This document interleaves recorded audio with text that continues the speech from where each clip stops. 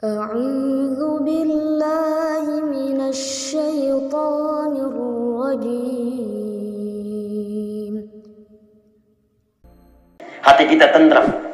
Dan yang paling penting, bukan kita yang usaha, tapi kita melihat bagaimana Nabi menunjukkan kepada kita cara melapangkan hati kita, lalu menyambut datangnya Ramadan, dan mempersilahkan Ramadan membawa apapun untuk kita sambut dan kita lakukan dalam aktivitas selama Ramadan itu. Karena itu, mari kita lihat bagaimana tuntunan Rasulullah SAW mengajak kita untuk tarhib Ramadan, melapangkan hati kita, meluaskan wacana hati kita atau wajan hati kita untuk menyambut Ramadan dalam kebaikan.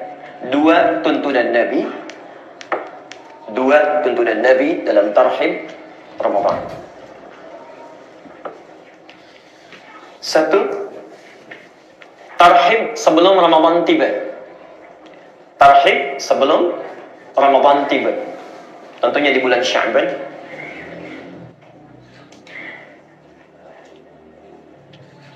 Dan yang kedua, tarhib saat Ramadan tiba. Jadi bagaimana supaya menerima Ramadan saat datang hati kita lapang, ya. Dengan saat Ramadan sudah hadir di tempat kita, kita pun bisa lapang dalam menunaikan segala apapun yang diperintahkan di Ramadan itu, ya. Yang pertama, Bapak Ibu sekalian, ini sebetulnya pernah saya sampaikan dalam pembahasan yang lalu, cuma kita ingin menegaskan saja.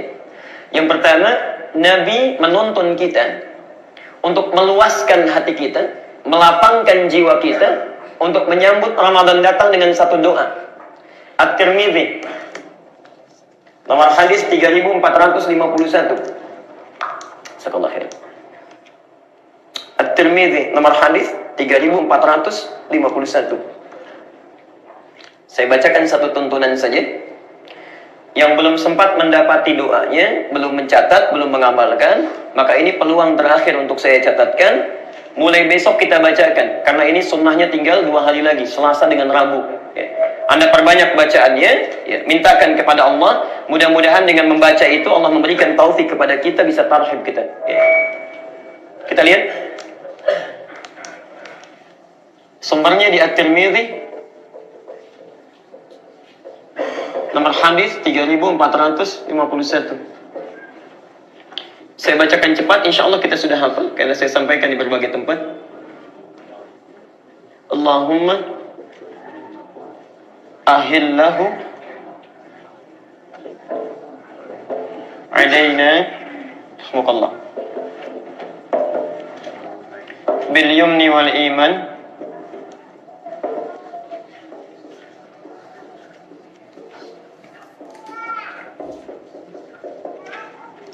wassalamati wal islam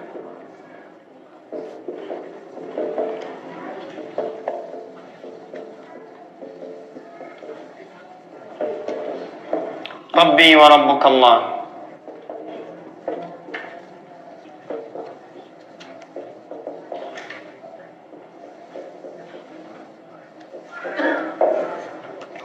Saya bacakan, artikan, kemudian tafsirkan dengan cepat.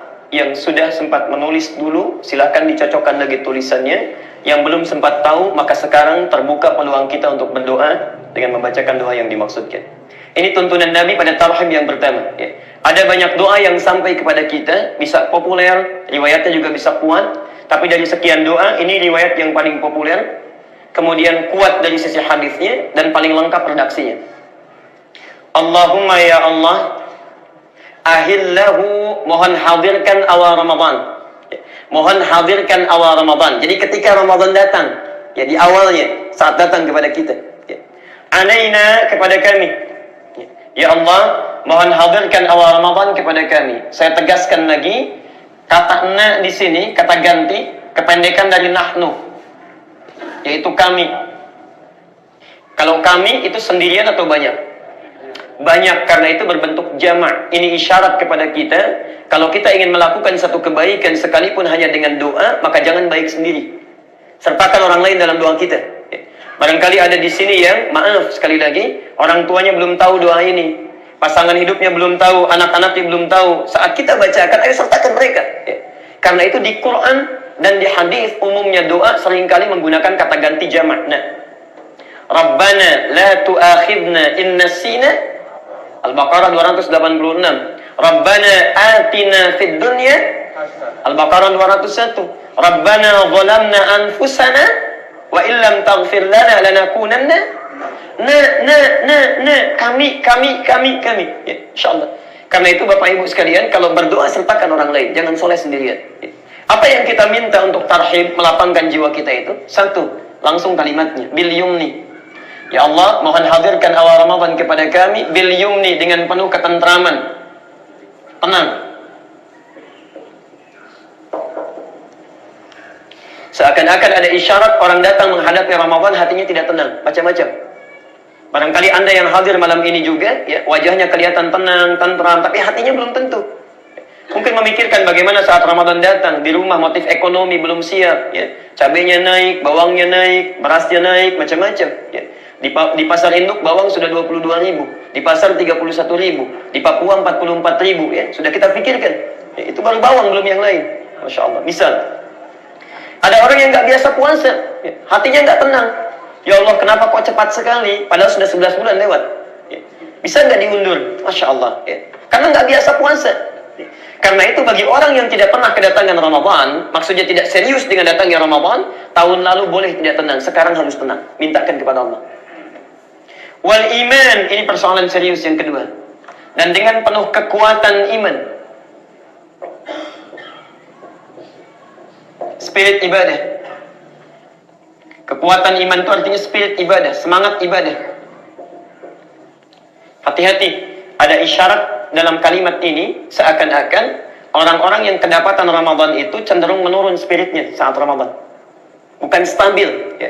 Padahal di awalnya Allah berikan kekuatan iman yang sama. Allah, Al-Baqarah 183. Kita hafal ayatnya, ayat puasa. Ya ayyuhalladzina kutiba alaikumus. Perhatikan Bapak Ibu, saya tegaskan sekali lagi, dan ini terakhir penegasan saya. Ya itu disebut harfun nida, huruf untuk memanggil. Tidak pernah disebutkan dalam bahasa Arab. Itu ada 14 panggilan, tapi yang disebutkan di Quran cuma huruf ya ini saja. Terulang sebanyak 361 kali dalam Al-Quran.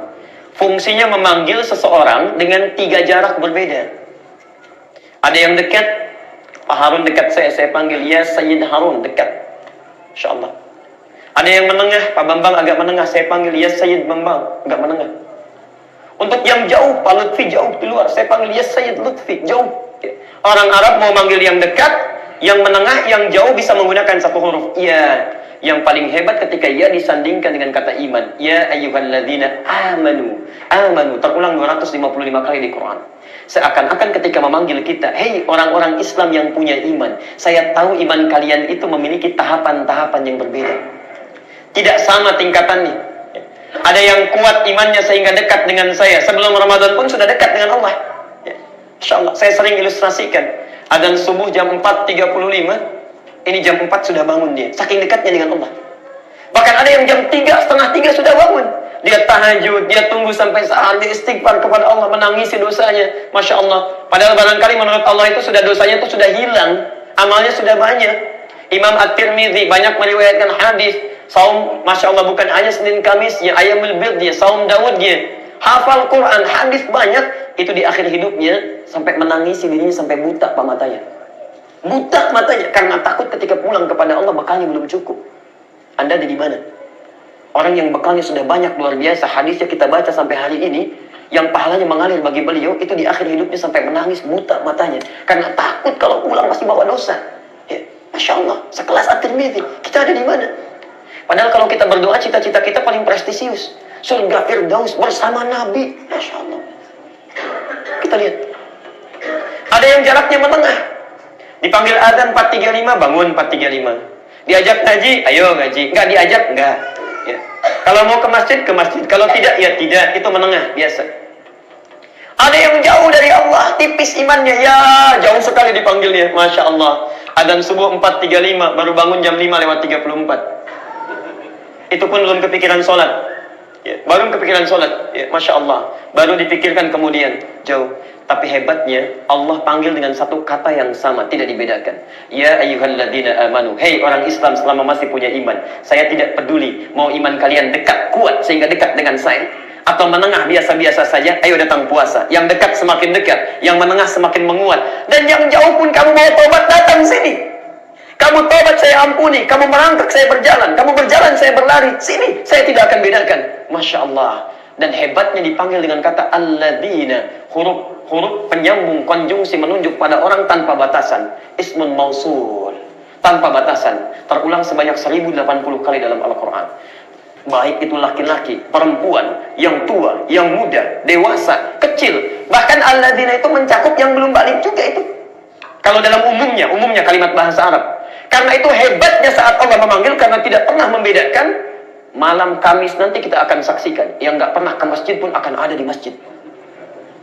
Yang nggak pernah baca Quran pun akan datang, dia membawa mushafnya. Dan hebatnya jangankan orang yang sudah balik, anak kecil pun datang. Yang belum balik pun mau ibadah. Itulah sebabnya kalimat yang menggunakan ya ayyuhalladzina amanu. Itu rahasianya. Hanya sayang Bapak Ibu sekalian, sudah diberikan di awalnya kekuatan iman, tapi tidak dijaga dengan baik. Sehingga biasanya muncul fenomena yang saya tidak tahu. Saya gagal paham kenapa tiap tahun selalu terjadi. Kenapa tiap tahun selalu terjadi. Pertengahan Ramadan mulai menyusut turun. Yang tadinya penuh sampai ke belakang tiba-tiba maju safnya. 10 hari terakhir, Masya Allah, hampir kosong masjid. Orang sibuk dengan mudik, persiapan. Mudik untuk dunia saja semuanya bekal disiapkan. Masya Allah. Motornya kadang-kadang lebih kecil dibandingkan dengan bekalnya. Semua ditumpukan, jadikan satu. Modifikasi semuanya, jalan kita. Masya Allah. Qadar Allah tiba-tiba di jalan kecelakaan, meninggal dunia, bekal nggak cukup sampai pulang. Antum urusan dunia saya sudah disiapkan luar biasa, akhirat sudah sampai mana? Sudah sampai mana? Karena itu kalau kemarin pernah kita sia-siakan, tahun ini jangan lagi. Barangkali ini Ramadan terakhir bagi kita. Apa yang mau kita siapkan? Karena itu bertakwalah kepada Allah, jadi celaka. Apalagi kalau anak kecil saja sudah ke masjid, ini yang dewasa nggak mau ke masjid. Maka kata Jibril, bu'dun, dan hati-hati. Tadi saya belum katakan. Kata Nabi, amin. Semoga Allah kabulkan itu. Teruskan, 3. Wassalamati, sehat dan selamat. Sehat dan selamat, Masya Allah. Ada orang semangat ke masjid, tarawih dia, baca Quran luar biasa, bangun lagi di pertengahan malamnya. Allah, tiba-tiba pertengahan Ramadan, datang ke masjid untuk tarawih, kepleset. Saat kepleset, berobat ke dokter, kata dokter nggak boleh puasa sampai akhir Ramadan. Anda bacakan sekarang, minta pada Allah, ya Allah, kalau kemarin saya sempat sakit Ramadan, maka mohon sehatkan saya. Berikan saya kekuatan. Tidaklah engkau hadirkan Ramadan kecuali untuk mengampuni dosa saya. Kalau memang ajal saya tiba sampai di akhir Ramadan, berikan bimbing saya, beri kekuatan. Kalau dengan saya memohon saat ini belum juga engkau kabulkan, ya Allah, dengan cara apa lagi saya mesti memohon kepadamu? Jangan biarkan kau, Masya Allah, jangan biarkan kau cabut nyawa saya dalam keadaan yang buruk, ya Rabbal Alamin. Minta, ayo minta. Menangis di malam hari, tangisi. Kalau Anda tidak sempat menangis dan tidak mampu menangis, tangisilah diri Anda yang tidak mampu menangis. Kalau Anda tidak mampu menangis, memohon kepada Allah, tangisi diri Anda yang tidak mampu menangis. Mudah-mudahan dengan itu kita mengerti. Ya, Insya Allah. Saya selalu katakan, kalau Anda tidak mampu berlomba dengan orang soleh dalam kebaikan, maka silahkan berlomba dengan para pendosa untuk bertobat dan beristighfar. Pilihannya cuma 2. Kalau Anda tidak mampu berlomba dengan orang soleh dalam kebaikan, silahkan berlomba dengan para pendosa untuk beristighfar dan bertobat. Allah. Yang keempat, wal Islam. Dan dengan kekuatan Islam. Apa bedanya dengan kekuatan iman? Kalau kekuatan iman itu semangatnya, spiritnya. Kalau kekuatan Islam itu ragam ibadahnya. Jenisnya, banyak sedikitnya, kuantitasnya. Karena itu rukun Islam selalu terkait dengan ibadah. Ada berapa rukun Islam? 5. 1, syahadat. Itu ibadah lisan. Kalau orang syahadatnya bagus, kata-katanya lembut. Kalimat thayyibah yang mengalir. Tidak menyakiti orang lain. Tidak tajam lisannya. Itulah syahadat. Yang kedua, sholat, ibadah ujung rambut sampai ujung kaki. Yang ketiga, zakat, ibadah harta. Yang keempat, puasa, sudah pasti. Kelima, haji, gabungan dari semuanya. Hebatnya saat Ramadan, Allah buka semua peluang ibadah itu. Anda tidak percaya, silakan. Sebelum Ramadan Anda pulang sekarang, di lampu merah ada yang minta, belum tentu Anda beri. Saat Ramadan yang nggak kelihatan mata pun Anda akan cari-cari. Berapa anak yatim di komplek kita ya, didatang. Padahal sebelum Ramadan nggak kepikiran. Berapa fakir miskin di kampung kita ya, didatang. Padahal sebelum Ramadan tidak pernah disebut-sebut itu. Dibuka peluangnya oleh Allah sebanyak-banyaknya dan dilipat gandakan pahalanya. Karena itu Bapak Ibu sekalian, kalau kemarin ada orang yang cuma tarawih tapi nggak mau baca Quran, ada orang baca Quran nggak mau sedekah, maka tahun ini minta kepada Allah, ya Allah kuatkan saya untuk beramal. Jangan jadikan ada kebaikan selain jadi peluang ibadah untuk saya. Sekalipun cuma memberikan air putih untuk orang buka, mengambil kotoran di masjid, menyimpan di tempatnya, Masya Allah, pahala itu. Karena itu ulama hadis paling tidak suka dengan satu hadis palsu yang ditebarkan saat Ramadan. Niyamus sha'imi ibadatun, tidurnya orang puasa adalah ibadah. Itu hadis palsu. Karena itu tahun ini jangan dipakai lagi. Pak, kok tidur? Adik jangan lupa, tidurnya orang puasa adalah ibadah. Itu hadis palsu. Karena itu menghapus peluang kita untuk ibadah. Orang baca Quran ini tidak karena tidur. Ya. Orang salat bangun, Masya Allah, ini tidak karena tidur. Tidur yang wajar silakan, tapi kebanyakan tidur itu persoalan. Tapi yang 4 ini tidak akan punya makna kalau tidak ada yang kelima. Perhatikan, Nabi menegaskan, langsung menunjuk pada para sahabat, menghadap. Perhatikan kalimatnya. Rabbi, lakukan semua 4 hal ini karena Tuhanku. Wa Rabbuka, dan Tuhanmu juga. Kenapa muncul kalimat yang kedua, wa Rabbuka? Ini untuk menepis, ya, mencegah dari sejak awal satu pemahaman kalau nabinya meninggal, Tuhannya bisa beda. Karena itu baik nabinya ada ataupun tiada, Tuhannya tetap sama. Allah, lakukan karena Allah. Maksudnya 4 hal ini jaga betul, ikhlas, lakukan karena Allah Subhanahu wa taala. Karena ada orang ibadah saat Ramadan motifnya macam-macam. Para imam yang ada di masjid hati-hati. Para juru dakwah. Kadang-kadang kita lupa. Saat kita sholat, orang-orang senang dipuji kita, lalu kita sholat berikutnya setan masuk pada diri kita. Ya, niatnya sudah berubah, bukan mengimami lagi supaya suara terdengar bagus oleh orang yang mendengar. Supaya kultum kita menarik bagi orang, orientasinya sudah lain. Allah, bertakwalah kepada Allah. Bu, Pak, mohon doakan kami ya. Mohon doakan supaya istiqamah menjaga keikhlasan. Karena orang pertama dihisab itu para ustaz, para ulama, para kiai. Itu yang pertama dihisab. Dan Abu Hurairah ketika menyampaikan hadis ini sampai pingsan 3 kali. Sampai pingsan 3 kali. Karena ada 3 golongan yang pertama dihisab, hampir kebanyakan masuk neraka, kecuali sedikit. Dan yang pertama kali adalah seorang alim. Seorang yang punya ilmu, ketika dihisab dia dipanggil oleh Allah. Madza bika? Apa yang kau gunakan dengan ilmumu itu? Kata orang ini, laka, untukmu ya Allah. Kata Allah, kadzdzab, bohong kamu itu. Jadi ada kadzibun, ada kadzabun. Kalau kadzib itu orang bohong biasa. Kalau kadzab betul-betul pendusta ini orang. Kadzab, bohong kamu. Sesungguhnya kamu mengajarkan ilmu itu karena ingin liyuqala alim, ingin disebut seorang alim, ingin populer, disebut hebat, ingin banyak jamaahnya, ingin luar biasa dikenalnya. Hati-hati. Hati-hati. Maka itu saya mohon tolong Bu, Pak, doakan. Ya, doakan kalau Bapak Ibu menemukan kekeliruan, cepat ingatkan. Dan jangan fanatis. Nanti ketika keliru susah merubahnya. Susah merubahnya. Ayo ingatkan, berikan kebaikan. Karena manusia itu tempat kesalahan. Ya. Terutama juga seorang ustaz, seorang alim pasti pernah salah. Jadi tolong ingatkan. Ya. Yang kedua, orang kaya yang dermawan saat di dunia. Kelihatannya dermawan. Ditanya oleh Allah, dengan apa harta kau gunakan ini? Dia katakan, karena Allah. Kata Allah, bohong. Kamu itu berderma supaya disebut orang yang dermawan. Dan yang terakhir, orang jihad. Yang nampaknya seperti orang hebat, calon ahli surga. Ternyata masuk neraka. Ketika dia berjihad, dia hanya ingin dikenal sebagai pahlawan. Maka semuanya diseret oleh malaikat, diperintahkan oleh Allah untuk dimasukkan ke dalam neraka. Kebanyakan mereka. Tolong doakan, berikan kebaikan, dan lakukan semua karena Allah. Termasuk Bapak Ibu. Kok tarawihnya nggak di Al-Ihsan sih? Aduh, kelamaannya di sana panjang. Mendingan di masjid ini bacaannya pendek, rakaatnya cepat juga. Toh nggak panjang-panjang, cepat keluarnya. Nggak sadar kita. Nggak sadar. Jadi niat sudah bercampur. Mula-mula karena Allah, besok-besok jadi berubah. Ya. Karena itu bagian yang kelima, luaskan hati kita. Inilah tarhib pertama yang mesti kita hadirkan sampai dengan malam ini, sampai akhir Sya'ban. Kalau sudah diluaskan oleh Allah, yang pertama tenang hati, maka enak menyambutnya. Yang kedua, wal iman, spirit sudah meluas, maka perhatikan, wajan hati kita menjadi semakin lebih luas. Kalau orang yang tempat hatinya cuma seukuran begini, walaupun siap menerima Ramadan, begitu tarawih sudah cukup, baca Quran nggak bisa lagi, karena tempatnya sudah nggak ada. Tapi Anda mintakan diluaskan, luaskan. Ada yang luas, maaf, tapi rendah, dangkal. Karena tidak pernah meminta yang keempat itu Islam. Diberikan ragam ibadah supaya dalam ke bawahnya, supaya dalam. Ya. Ada orang yang sudah luas, dalam juga. Dia nggak pernah berhenti. Dan Masya Allah, kalau ketinggalan satu ibadah, walaupun cuma sunnah, menyesalnya luar biasa itu. Ada orang ketinggalan sunnah, itu menyesalnya luar biasa. Ya Allah, kenapa saya nggak bangun tahajud tadi malam? Kira-kira menggantinya seperti apa? Ya Allah, saya nggak baca Quran, salah saya ini. Menggantinya bagaimana? Orang tertinggal yang wajib biasa-biasa saja, yang ini ketinggalan sunnah sudah menyesal luar biasa. Itu orang tingkat tinggi amalannya. Jadi kalau antum ingin dimudahkan Ramadan tahun ini, ayo bacakan. Mohonkan kepada Allah. minta sampai batas terakhir. Ya. Ayo hari Rabu nanti sampai maghrib kita mohonkan, lalu ketika datang Ramadan kita buktikan kepada Allah. Kalau orang berdoa itu harus membuktikan. Buktinya, ya antum praktekkan. Jangan sekarang minta, begitu Allah kasih, Anda nggak mau praktekkan. Ya Allah kuatkan iman saya, dikasih kesempatan sehat sampai akhir Ramadan, Anda tinggalkan. Itu artinya sudah diberi tapi nggak mau ngambil. Baik, itu bagian yang pertama. Kita sampai jam berapa?